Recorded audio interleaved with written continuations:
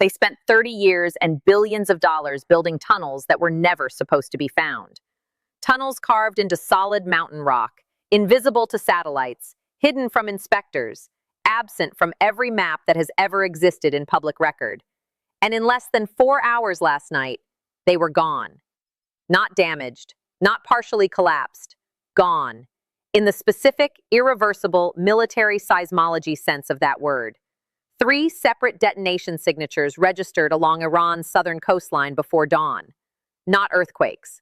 The analysts who track these events for a living ruled that out within minutes.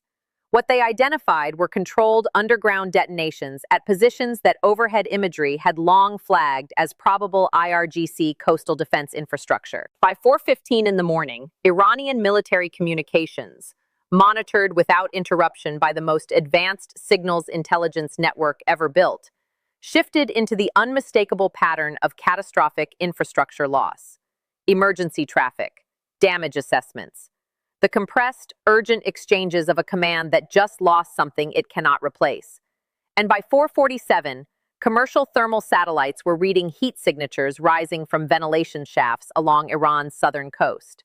Heat rising out of a ventilation shaft means one thing: something is burning underground. If you want to understand why this moment changes everything, not just for Iran, not just for the Strait of Hormuz, but for the global energy market and every navy that sails in that water, stay with this. Because what was inside those tunnels, how it was found, and what its destruction actually means is a story that goes far deeper than the headlines. Comment below right now, did you think Iran's underground infrastructure could be reached? Because most analysts didn't. Here is what Iran built, and why it took 30 years to build it. After watching American air power erase Iraq's entire surface military in 43 days during the Gulf War, Iranian military planners absorbed a conclusion that reshaped their doctrine completely. Anything on the surface dies. Regardless of hardening, camouflage, or defensive layering, sustained American air attack will eventually find and destroy anything it can see.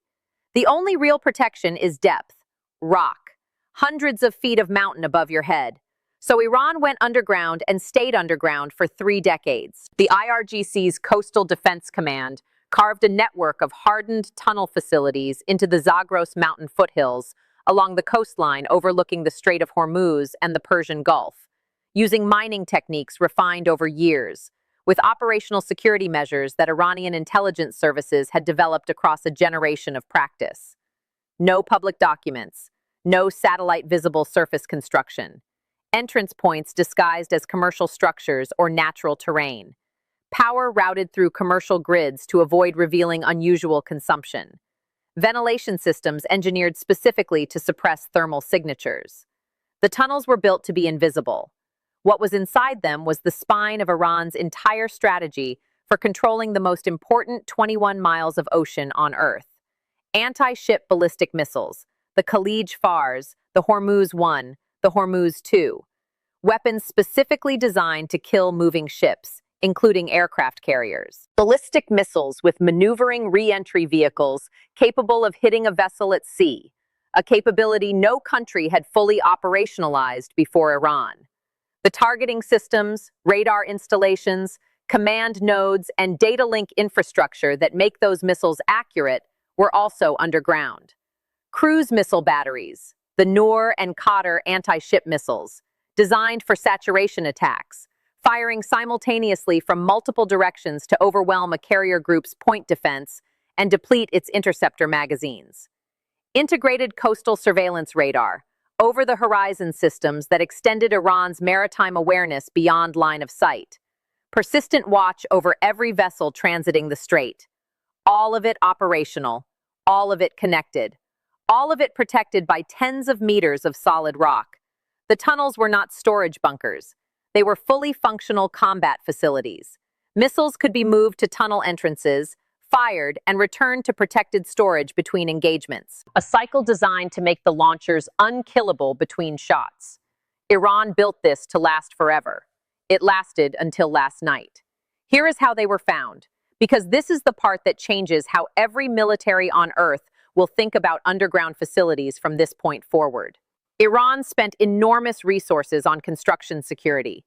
thousands of workers over 30 years, engineers, IRGC personnel, logistics chains, all operating under the kind of operational security discipline that Iran's intelligence services had refined across decades of practice against world-class adversaries. And it still wasn't enough. The answer to how the tunnels were found is not one collection method. It is the convergence of four. Underground construction creates seismic signatures, subtle ones, not the dramatic kind, but distinguishable to monitoring networks specifically calibrated for human-made subsurface activity. American and allied seismic networks tracked those signatures over years, building a probabilistic map of underground construction zones along Iran's southern coast. Then, signals intelligence layered on top, the locatable, encrypted communications of tunnel personnel, the logistics coordination for underground supply chains, the command traffic flowing through nodes inside the rock, producing a pattern of emissions over years that placed the facilities with increasing precision. Human intelligence added the specific details that technical collection cannot provide. Exact locations, internal layouts, structural vulnerabilities, the kind of knowledge that only comes from people who were inside. And then, Russia. This is the element that makes the intelligence story something categorically different from routine collection. Russia's technical cooperation with Iran's missile program gave Russian engineers physical access to Iranian military infrastructure over years of joint work. When Russia transmitted intelligence to Washington, the strategic betrayal covered in a previous analysis, part of what it transmitted was specific location data for tunnel facilities that Russian technical advisors had personally visited. Coordinates accurate enough that American targeting systems could place a weapon exactly where it would produce maximum structural damage. The tunnels were found through 30 years of patient collection, months of accelerated focused analysis, and a betrayal from an ally Iran trusted with its most sensitive locations. That combination produced targeting data precise enough to do what was done last night. What was done last night involved the GBU-57 massive ordnance penetrator. 20 feet long, 15 tons, GPS guided to a circular error probable measured in meters. A hardened steel penetrator case engineered to punch through more than 200 feet of reinforced concrete or equivalent rock before a delayed action fuse detonates the 5,300-pound explosive charge inside. Iran's coastal tunnel facilities were not built as deep as Fordo. The Zagros geology offered protection, but estimates of facility depth range from 40 to 70 meters, enough to survive anything conventional, not enough to survive this. And here is the specific application detail that made last night's strike more comprehensive than a single target attack. The coastal facilities are distributed, more tunnel length, more connected infrastructure, more nodes spread across a wider area than a single concentrated site. The strike package was not one weapon at one location. Multiple B-2 sorties, multiple MOPs distributed across the specific nodes the intelligence picture identified as critical. The places where the tunnel network is most vulnerable, where infrastructure concentration is highest, where a single detonation produces cascading collapse through connected tunnel sections. Tunnel warfare as an engineering discipline is the understanding that tunnels are systems, not chambers. You do not need to hit every section. You hit the nodes that make the system function, and the system stops functioning. 3 separate collapse events, ventilation shaft heat signatures across multiple locations. Communications from the facilities stopped within minutes of the first detonation. That silence is the most significant operational data point in the entire picture. Here is what Iran no longer has. The College Fars anti-ship ballistic missile, the weapon IRGC commanders called the aircraft carrier killer, and the targeting infrastructure required to direct it at a moving vessel. You cannot fire a ship-killing ballistic missile without the radar network and computing systems that calculate where a moving target will be when the missile arrives. Iran lost both the weapon and the system that makes it work. The coastal cruise missile batteries, Noor and Qadr, whose value was in saturation attacks from multiple simultaneous vectors, overwhelming a carrier group's defensive systems in ways that a single inbound missile never could. The integrated coastal radar network that gave Iranian commanders persistent awareness of every vessel in the Strait and the Gulf. The over-the-horizon systems that extended that awareness beyond line of sight. and the cumulative operational picture that combined all of these into a coherent targeting capability. Not one layer, all of them, simultaneously, in the same strike package. Iran's ability to threaten the strait with its hardest-to-defeat, most survivable systems has been reduced to a fraction of what existed 24 hours ago, not to zero. Iran retains mobile truck-mounted missile systems that were not in the tunnels, surviving infrastructure the strikes did not reach. But mobile systems have exposures that tunnel-based systems never had. They are visible to satellite imagery and low-altitude surveillance. They can be located within hours. Once located, they can be struck. They have no rock overhead. They operate under skies now completely dominated by American strike aircraft over a country whose air defenses have been suppressed. And they are finite in a way the tunnel systems were not. Each destroyed mobile launcher is gone, while the tunnel systems could be resupplied from hardened internal storage throughout a conflict. The threat that remains is real. The mine threat, the fast boat threat, the surviving mobile systems. These are genuine maritime security challenges, but they are a qualitatively different category from what existed yesterday. The threat that carrier group commanders feared most, the hardened, underground, survivable anti-ship ballistic missile capability that could not be preemptively destroyed, is gone. Oil markets understood this faster than most analysts. The initial reaction was the instinctive response.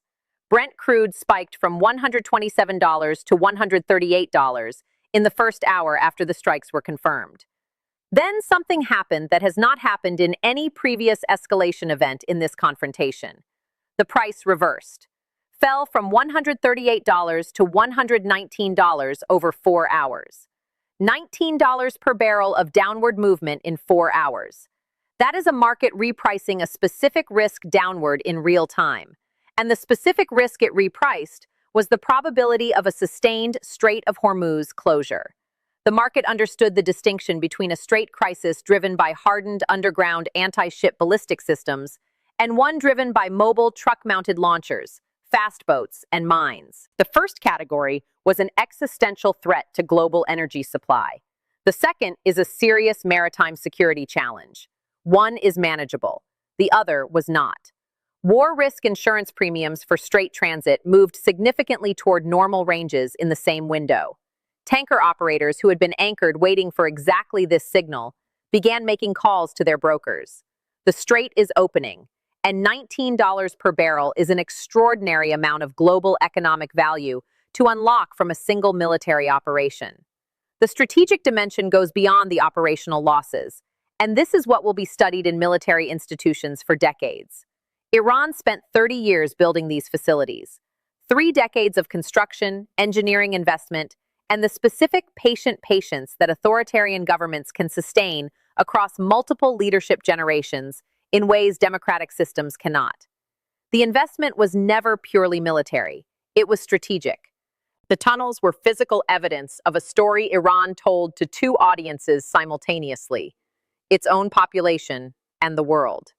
The story was that Iran cannot be defeated, that the Islamic Republic had built itself into a fortress no external power could breach, that the IRGC had developed capabilities that made attacking Iran more costly than any American administration would be willing to absorb.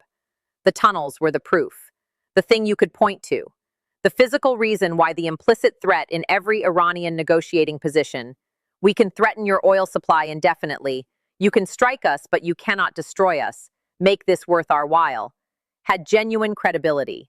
That credibility is gone. The Iranian public, through the specific channels that information flows in a controlled media environment, through VPN-accessed foreign reporting, through the unmistakable signal of what state media does not say, will know the tunnels are gone.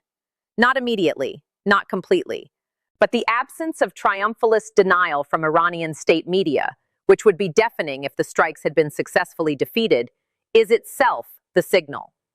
Inside the IRGC, inside the institution that built its identity around being the invincible guardian of the revolution, the knowledge that 30 years of construction was undone in hours creates an institutional crisis of a specific kind.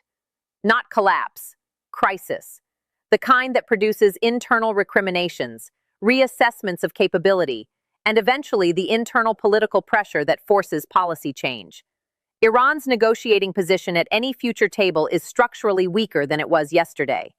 The implicit straight denial threat that has backed every Iranian nuclear negotiating position for 20 years no longer has the physical infrastructure behind it. Iran now needs a deal more than it did 24 hours ago. That is the strategic shift. That is why this will be studied. We track this situation every day with new intelligence assessments and updated analysis. The next 72 hours will determine whether Iran attempts to demonstrate surviving capability or begins the signaling that leads toward negotiation. If you are following this story, and everyone watching energy markets, Gulf security, or the nuclear file should be, drop your assessment in the comments. Does Iran escalate with what it has left? Or does the loss of the tunnels force the conversation to a table? Tell me what you think. That question does not have an obvious answer right now, and the comment section on these analyses has consistently had sharper assessments than most of what appears in formal reporting. If this breakdown gave you clarity that the headlines didn't, consider subscribing. Analysis at this level goes out daily, and the next development in this story is likely already in motion.